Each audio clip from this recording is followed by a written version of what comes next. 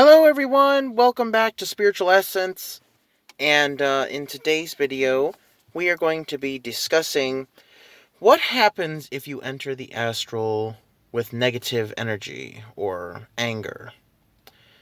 And I have experienced such a thing once, just to see what happened. So, as I've mentioned before, because I've mentioned quite a bit about, astral projection and my little experiences with it. So, when you get into the astral, number one thing I always tell people is to unload any stress, any negative energy, any negative emotions. So, when I go into the astral, I will make a well. And in this well is where I put all my negative energy, all my negative baggage, everything. So, once I put it in, I seal it so it can't come back up. And then that's the end of that, and then I'm all light again. Well, if you don't do that, you won't have the experience that you want. And it can get pretty bad. Really bad. Oh, sorry guys. Woke up early this morning. But anyway, so once I attempted to go, and I was angry about something that day, and I didn't do the well. I try to make my little safe space, as I say, which is usually the astral garden with the gazebo and with my altar and everything, but I couldn't make it. It manifested and then it collapsed into itself and everything around me became black. Just a black, nothingness. And it was kind of scary. I could not manifest really much of anything, and if I could, it would take a lot out of me. And the reason why this is because if you go into the astral with negative, baggage and negative emotions, it weighs down your spirit, and you end up sinking through the higher planes of the astral. And this will bring you to the lower levels. The lower levels are for low vibrational energy. Usually people who died bitter and angry can be in these places. People who have died in tragic, painful ways. Demonic entities are usually around here, and other negative spirits and energies usually linger there.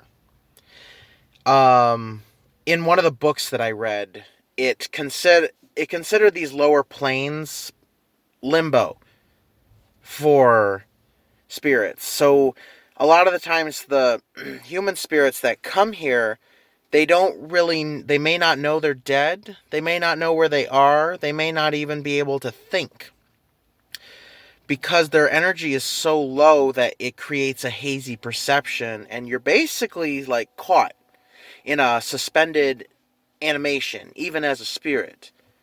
And that's really, really terrifying to me. That's why I always say when a loved one dies, it's always good to pray for them so they don't end up in the lower levels like that. Because if they died in a certain manner, they could be stuck there. Now, oftentimes, higher energies like guardian angels will try to go down into these lower levels to help these spirits, but there's just so many, and they can't help them all. And it takes a considerate amount of energy to lighten their spirits so that they can ascend. So it doesn't always work.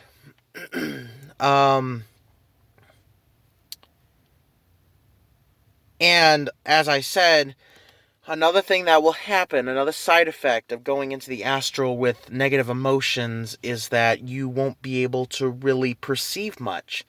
You'll be stuck in this place. You will not be able to travel because you are too heavy.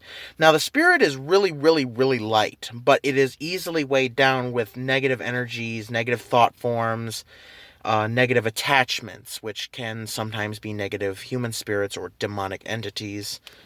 If people are like really bitter and angry or stressed out or sad, all these things can cause you to be weighed down. I want to say an example. So, think of yourself in the ocean. You're just in the middle of the ocean. And you're floating just as usual because humans can float on water.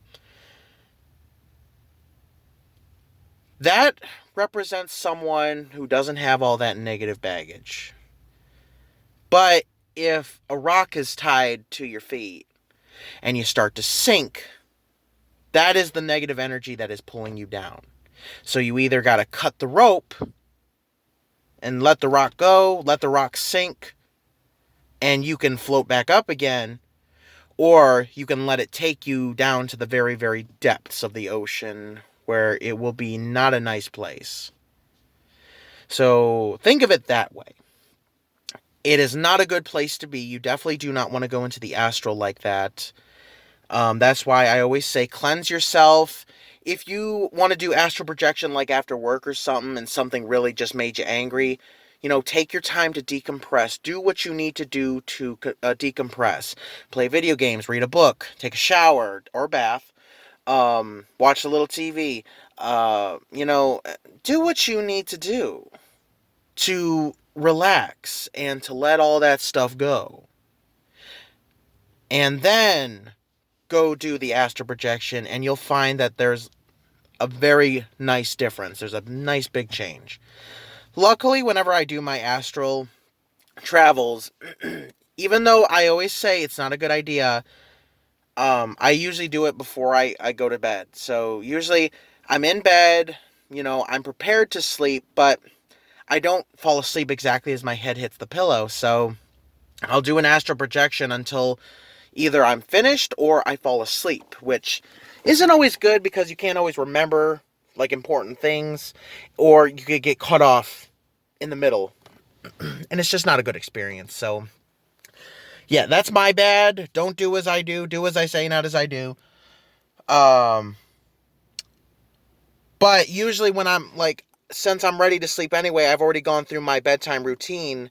I've taken a shower, I've brushed my teeth, I'm in my robe, I'm all comfy. So it's really hard to have that anger, but still I think about all the things that happened throughout that day that really made me angry or stressed or whatnot, things I'm worried about, and I'll ball them up into a chi ball of just negative energy and I'll throw it down the well.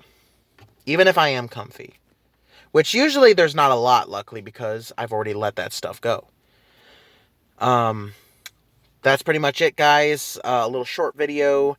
Thank you guys so much for watching. Please subscribe. Hit that like button so that the algorithm sends my video out to more people. And check out my Twitter and my Substack where I have my own spiritual blog. I haven't written on it in a while. I need to, but check that out, guys, at Hyperion St. Lawrence.